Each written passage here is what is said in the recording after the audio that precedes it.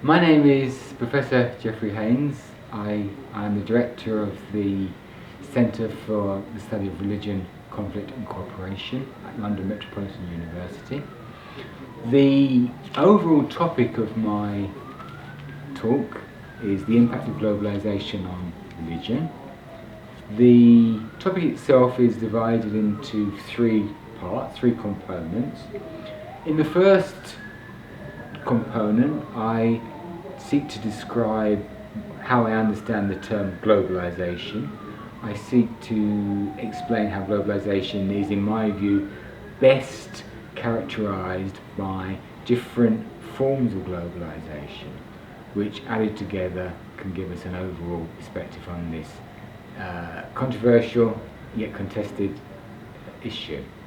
I make the point that for me, the important phase of globalisation, which I should be looking at more generally, is from the late 1980s, the demise of the Cold War, followed by the demise of the Soviet Union and the collapse of communism in Eastern Europe. That, I shall explain, has given the conditions for a wider impact of globalisation, which, as I shall also mention, is linked to the differing ways in which religion has sought to deal with the consequences of globalisation. The second component of my talk talks about this notion of the return of religion to international affairs. And the background of this is that until recently, religion was simply disregarded as an important player in international affairs.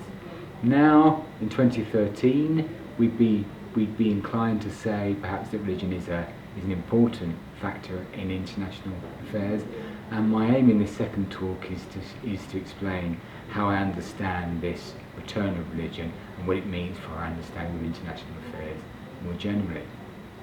In the third talk, I seek to emphasise and explain a little bit further about how religion links into globalisation and how specific components of globalisation encourage a greater involvement of religion in international affairs and a greater involvement of religious leaders in attempts to deal with some of the problems which have become apparent over the last few decades, particularly linked to social justice issues.